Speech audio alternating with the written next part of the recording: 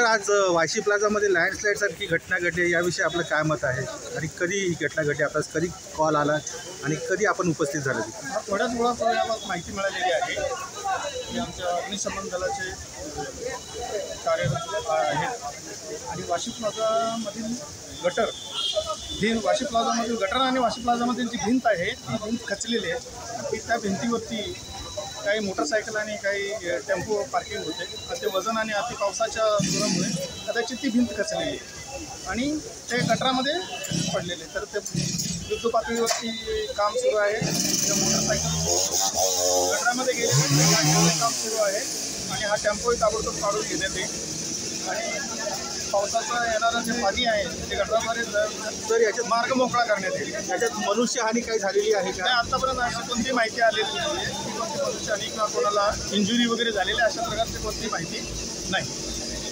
आणि फक्त वाहनांचे नुकसान झाले, कशा प्रकारची वाहनं आहेत? काही मोटरसायकल आहे 7-8 आणि एक टेम्पो आहे. यांचे आता काय नुकसान झाले काय बाहेर काढल्यानंतर हे लक्षात येईल.